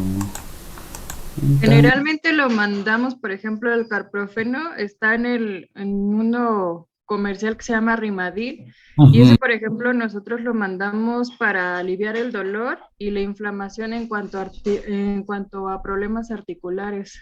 Exacto, muy bien, gracias doctora. Ya le iba a preguntar a Luis Enrique que también trabaja. Claro, y el ibuprofeno no se diga, se utilizan, precisamente son antiinflamatorios o desinflamatorios, como los quieran ver, pero es bien socorrido. Incluso hay otro, ese que tú comentas es muy muy socorrido, sobre todo en animalitos que tienen problemas de articulares. Y entonces, ¿a quiénes va a pasar esto? Fíjense, sumen en la historia clínica, son pacientes ya geriátricos, gerontes, y acuérdense que también su médula ósea no está ya tan activa. Entonces esto es lo que precisamente nos provoca que podamos tener este problema. El uso, por ejemplo, de tanto que es el fenobarbital, que se utiliza bastante en situaciones, por ejemplo, de animales que convulsionan, y que también hay razas predisponentes o situaciones en los que animales ya a nivel geriátrico también empiezan a tener situaciones de convulsiones, y que aparte va a ocasionar otros más de disturbios que lo vamos a ver ahora que veamos hepático. Y también, por ejemplo, el albendazol, que también tiene luego en ocasiones usos indiscriminados, porque vienen casi todos los productos desparasitantes combinados. Entonces aquí hay que tener cuidado. Entonces todo esto, recuerden que a la vez también que puede ocasionar situaciones tanto de baja en la producción, como el que promueva la destrucción de la plaqueta. Y básicamente esto es porque va hacia situaciones de que se genere, ya sea en la situación de la destrucción a la plaqueta, que vaya a la membrana como antígenos anticuerpos, o bien situaciones en donde estos medicamentos generen una situación a nivel de la superficie de la plaqueta, y que entonces finalmente la destruyan. ¿Por qué no le podía cambiar? Ya. Aquí, por ejemplo, les puse como situación también para que no se les olvide el anaplasma, y que tenemos varios anaplasmas, tanto en este caso esta que era el Phagocytum o Anaplasma plati, que uno es para perro y el otro es para gato. Sin embargo, resulta que dentro de toda esta gran cantidad de la situación con las garrapatas, se me anda yendo la situación. Vean que aquí cambia el agente. Aquí, por ejemplo, es de variables y escapulares pacíficos o rhinicius, y diferente a cuando estamos hablando de Ehrlichia equinis o Ehrlichia canis o Anaplasma plati, en donde aquí el vector es Rhipicephalus sanguineus. Pero aquí el detalle es que esta situación de estos tipos de anaplasma, y sobre todo canis y plati, y más plati, resulta que ocasionan trombocitopenias importantes, y aquí entonces a los animales sí los pueden llegar a ver con varios de los signos que les acabo de mencionar hace rato. Entonces esto no lo descarten. Incluso uno de los signos que también hemos visto, que los pacientes también pueden llegar a tener fiebre, ¿vale? Entonces aquí no se les olvide que van a estar implícitos dos situaciones. Va a haber tanto aumento en su destrucción como ni disminución en su producción. ¿Por qué? Porque este agente también, como tal, la Ehrlichia, va a afectar en médula ósea directamente, y ahí empieza a generar su réplica en las células formadoras, en este caso en blastos. Entonces, espero que no se les olvide. Y para terminar en este caso con la trombocitopenia, nos faltaban otros dos mecanismos, que era aumento en su consumo y secuestro. Bueno, aumento en su consumo, ¿cuándo lo tendremos? Cuando hay una hemorragia activa, cuando tenemos inflamación de los órganos, porque va a estar obviamente mediado también por situaciones de inflamación, en la coagulación intravascular diseminada que les comentaba, y en situaciones donde haya cuestiones de vasculitis. Todo esto que lesiona el vaso, pues también va a estar implícito, la cuestión de la trombocitopenia. Y acuérdense que cuando tenemos esta hemorragia activa y que está esta situación, vamos a tener entonces lo que les comentaba en la fotografía que les enseñé al inicio. Podemos observar macroplaquetas, que son como respuesta al sangrado. Al tener una hemorragia activa, obviamente pues van a empezar a sacar macroplaquetas. Y si incluso llegamos a ver que en ocasiones, cuando hay también hemorragia crónica, esto sigue todavía el organismo teniendo cierta respuesta, y también podemos llegar a ver también la situación de la macroplaqueta. Y para la cuestión del secuestro, tenemos, y bien lo comentaba su compañero, que tiene que ver con el vaso órgano, y efectivamente, si nosotros tenemos un hiperesplenismo, ahí se va a secuestrar también la plaqueta. Pero también tenemos cuestiones que donde puede haber este aumento del vaso sanguíneo, en donde puede ser, por ejemplo, la torsión del vaso, la torsión esplénica, la neoplasia, acuérdense ahí del hemangiosarcoma, o bien del linfoma. Y también en secuestro está la coagulación intravascular diseminada, porque se va a ir secuestrando ahí la plaquetita, o bien en una situación característica que sería la hipotermia. Y ahí también, como hay en la hipotermia empieza a haber lesión a nivel del vaso, pues aquí todavía se secuestran las plaquetas a nivel del endotelio. ¿Dudas con esto, chicos? Llamamos de la trombocitopenia, ¿no? No, doctora. Ok. Bueno, ahora vamos a ver si es cierto que ya se las aprendieron o que ya lo pueden ubicar. Vean, este es un caso, es un French Poodle, tiene 13 años y presenta poliurapolidipsia, tiene hematuria, tiene mastitis, tiene petequias y tiene mucosas hiperémicas. Hace un año le realizaron la mastectomía y en este caso le están dando ampicilina, buprenorfina y omeprazol. ¿Vale? Se llama Rox, y es hembra. Vean ahora sus resultados. Sabemos que sí, pues tiene la anemia.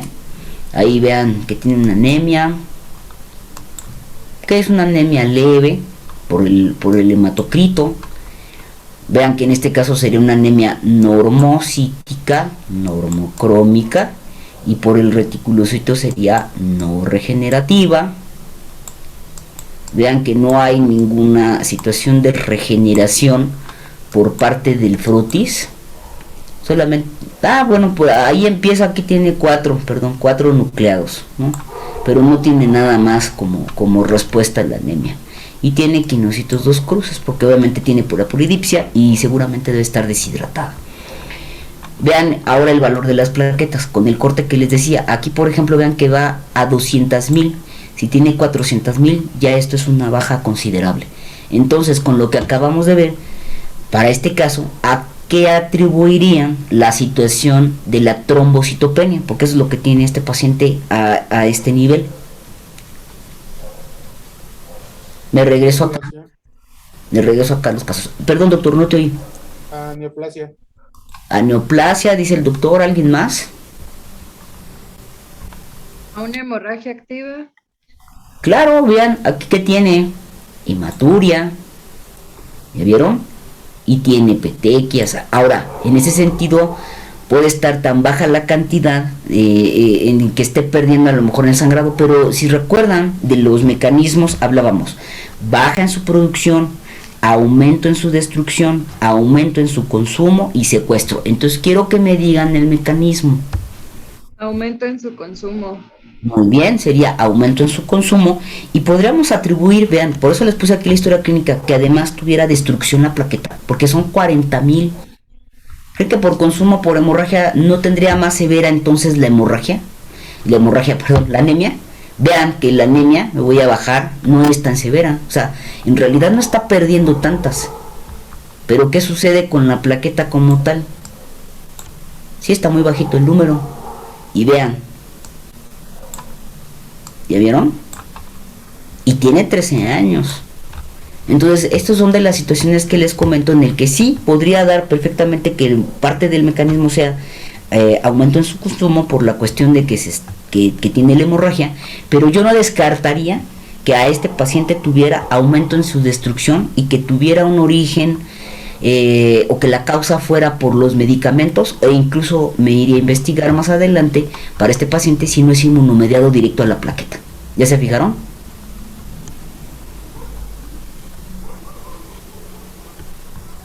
¿Dudas?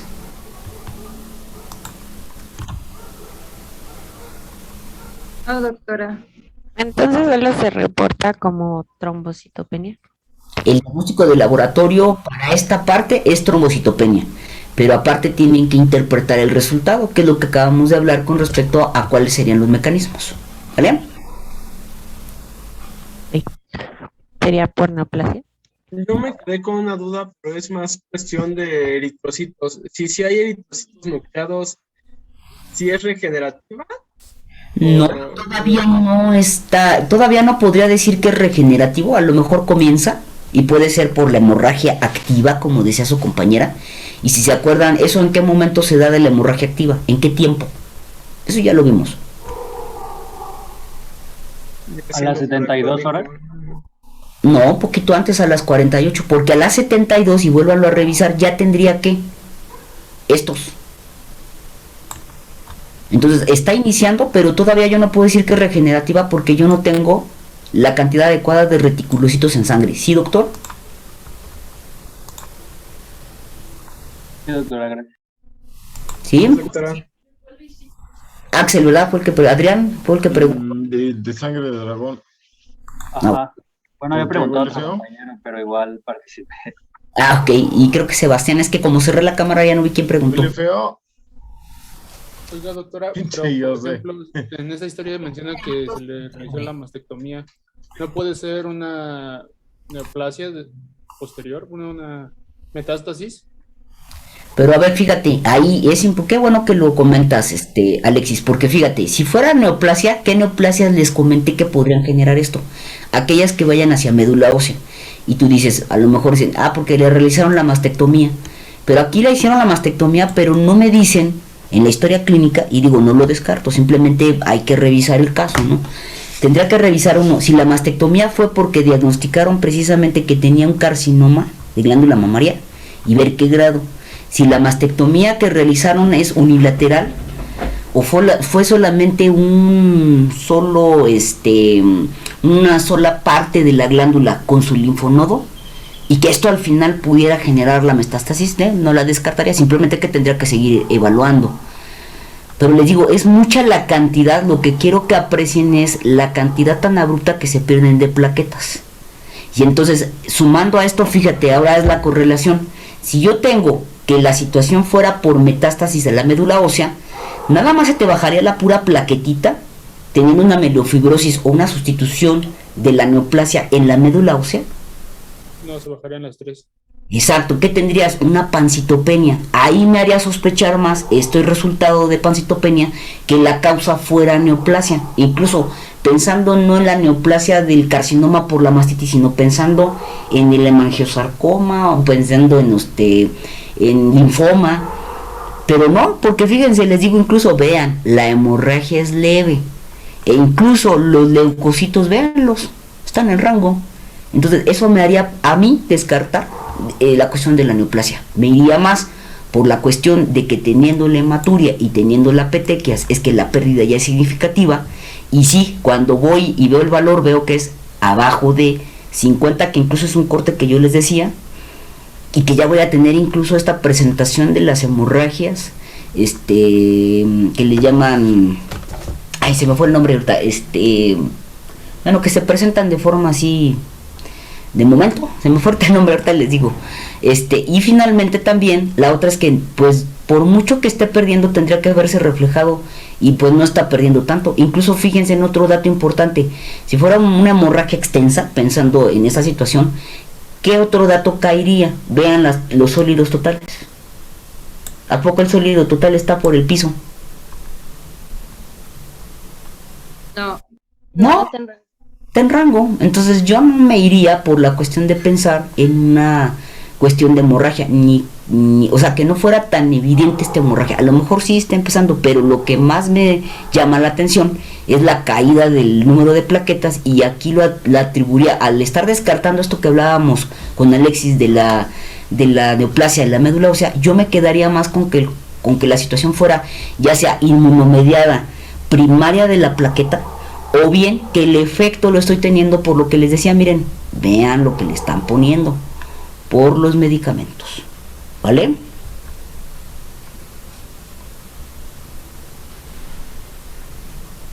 Incluso al tener polidipsia y tener hematuria, fíjense, no lo hemos visto, pero bueno, para no dejarlo ahí fuera, yo me iría a revisar si este paciente no tiene problema renal. Tampoco lo dejaría fuera. ¿Sí queda claro?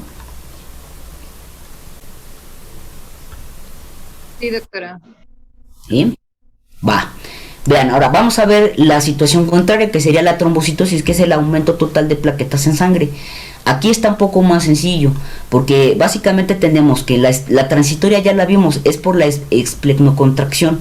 Y entonces aquí sería la causa ejercicio-excitación. ¿A quién tendríamos que sumarlo? A lo que vimos de la eritrocitosis en este caso transitoria, que es relativa transitoria. La otra sería la trombocitosis reactiva. Y en este caso aquí, perdón, no es TPO, es EPO, que no sé por qué no lo alcancé a ver, perdón, es que también mis lentes están fallando, que no traía los lentes puestos. ¿Y por qué le pongo el EPO? Aquí pónganle una E, porque obviamente tiene que ver a si se activa la eritropoyetina. ¿Y esto cuándo se va a dar? Pues cuando tengo la hemorragia aguda. Vean aquí que por ejemplo en hemorragia aguda, al contrario de trombocitopenia, que voy a tener trombocitosis.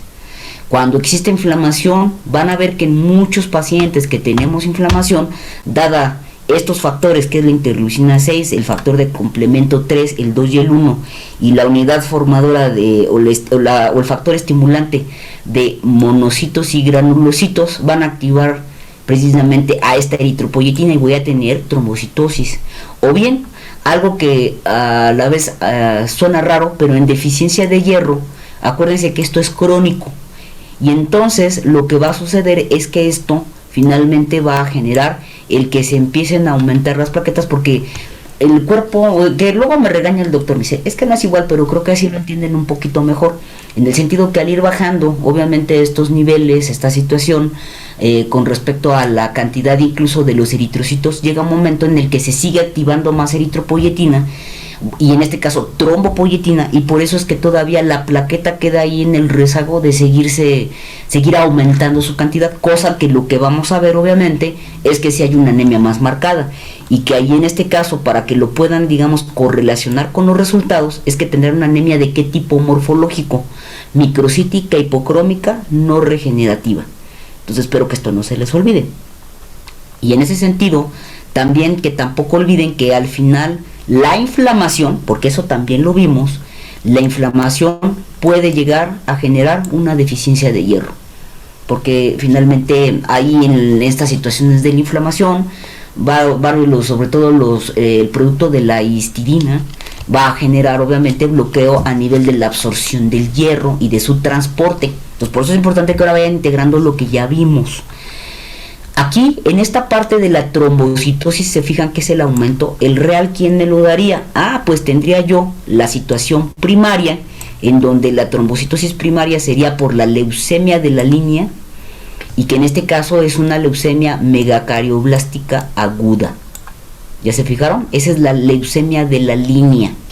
Y la otra, que es una condición de una enfermedad mieloproliferativa, que es la trombocitemia esencial, y que está básicamente pues está más diagnosticada en perros y gatos.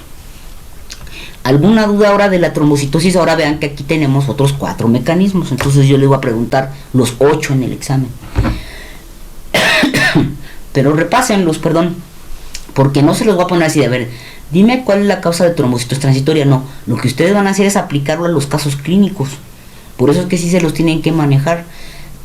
Yo sé que sí, al final es importante que se lo sepan, pero lo que más me interesa es que lo sepan aplicar a los casos clínicos. ¿Sale? ¿Dudas de esta parte, chicos?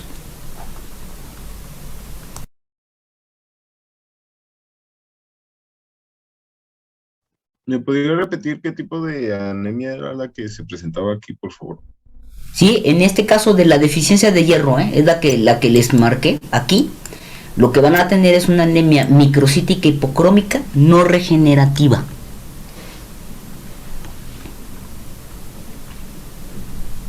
Vale, pues gracias, doctor. No, ¿de qué? Bueno, ya vamos a ir ahora con las trombopatías. ¿Y qué es eso, doctora? Pues en este caso no es que les caigan bien los trombos, sino que básicamente se refiere a la función anormal de la plaqueta.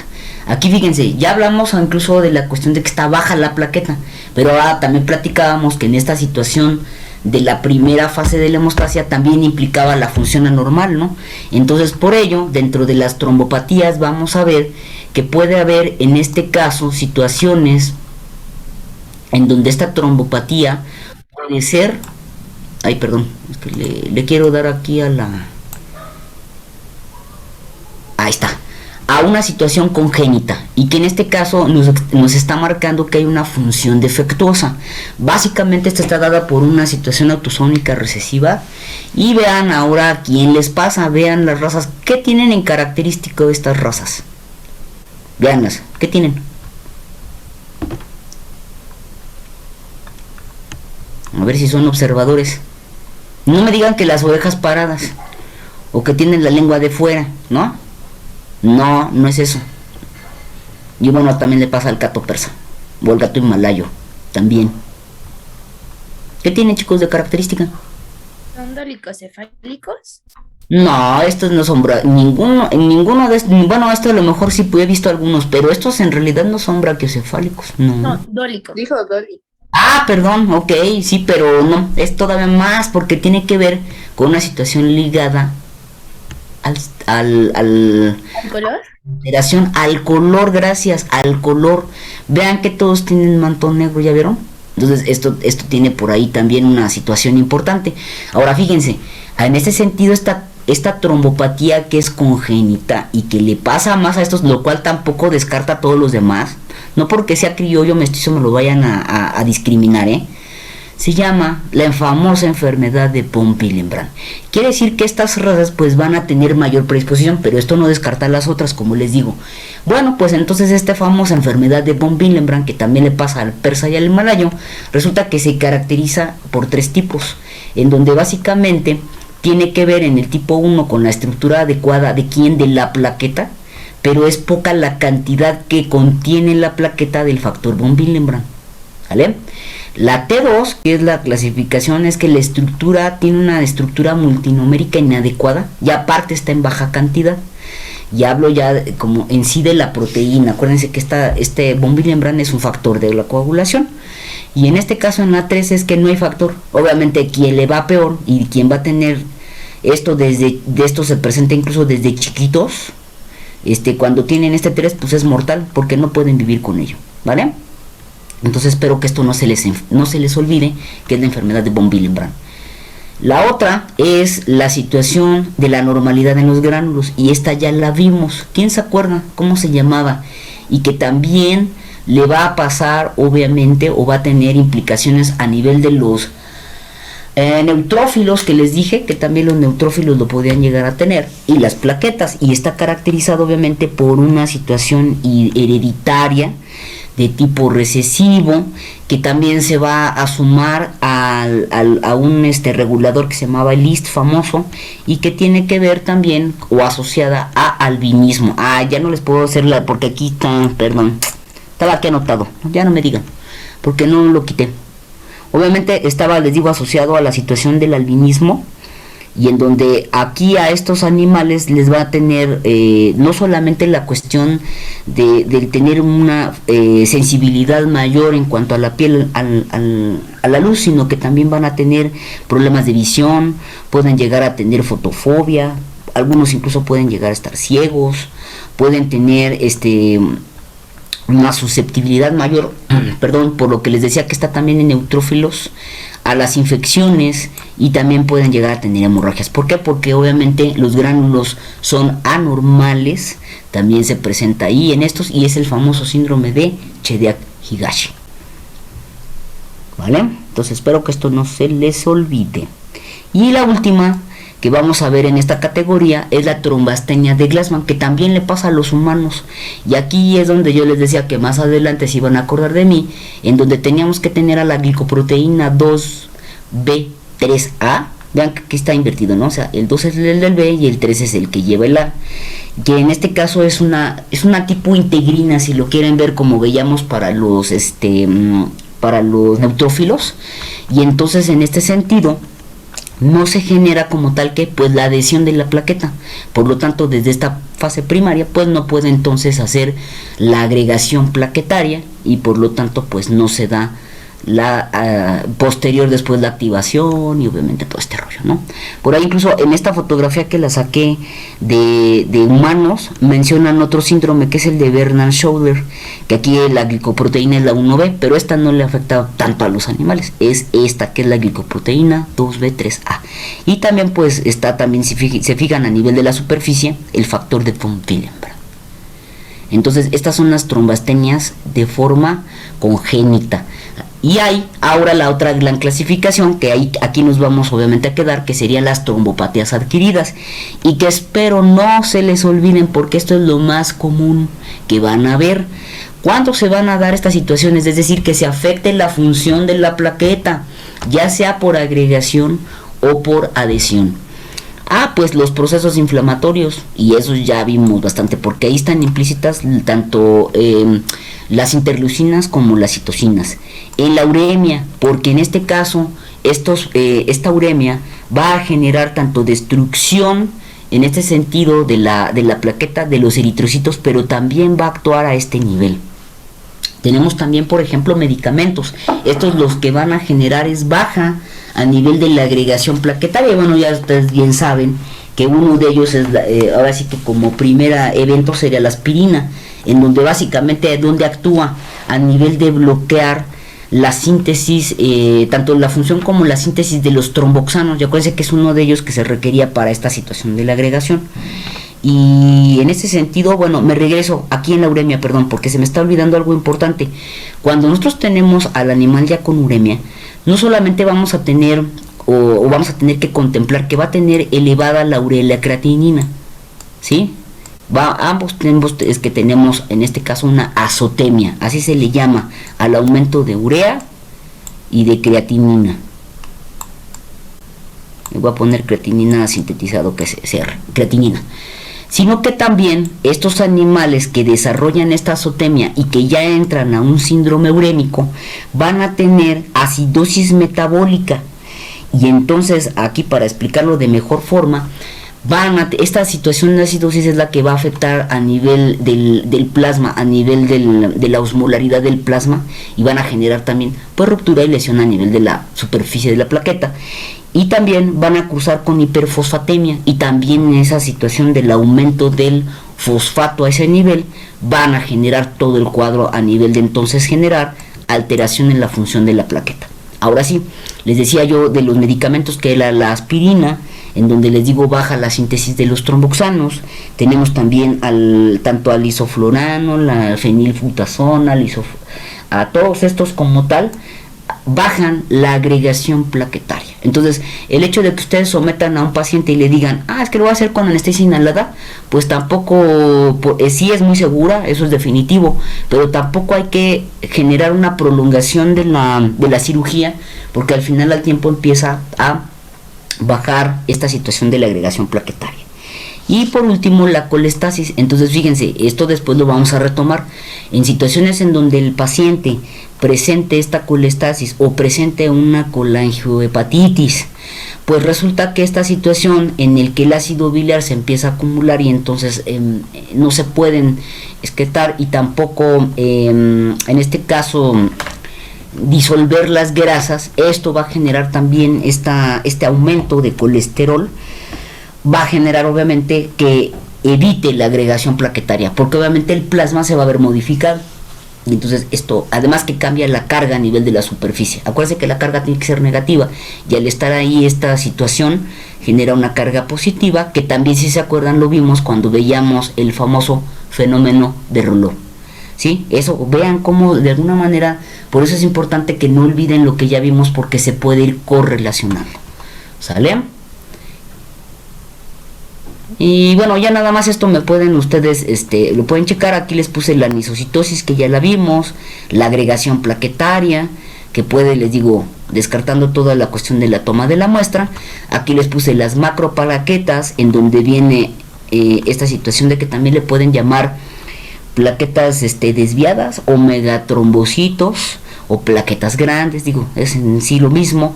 Y vean que no hay que confundirlos. Muchas veces, si no tengo experiencia, yo lo puedo confundir con un linfocito, y no, esta es una macroplaqueta. Y las causas, como bien lo comentamos, puede ser porque hay una intensa situación de eritropoiesis, donde puede estar dada también por la misma destrucción intensa en pérdidas activas como la hemorragia, o en situaciones de tipo ya inflamatorio o infiltrativas. Y también en este caso se van a ver, que hace rato lo comentábamos, se pueden aparecer también en anemias por deficiencias de hierro, Y aquí no solamente las macroplaquetas, sino también micropartículas plaquetarias que están aquí señaladas aquí en estos pedacitos que están aquí, ni siquiera forman como tal la plaqueta, son pedacitos. También se pueden generar cuando tengo ya la aplasia de la médula ósea, la trombocitopenia inmediata porque empieza a desbaratar, o bien descartar que no sea que un artefacto con respecto al almacenamiento o exceso de DTA, porque el aumento ya sea que sea mal dosificado o que tenga más de 24 horas este DTA, lo que va a generar es que se empiecen a romper las plaquetas. Entonces también tengan por favor en consideración esto, ¿vale? ¿Alguna duda hasta aquí, chicos? No, doctora. Aquí ya les digo que aquí nos íbamos a quedar, no iba a alcanzar a ver coagulación, lo vamos a ver el jueves, perdón. Entonces tienen la tarea de, por favor, pónganse a estudiar, repasen, porque de verdad después el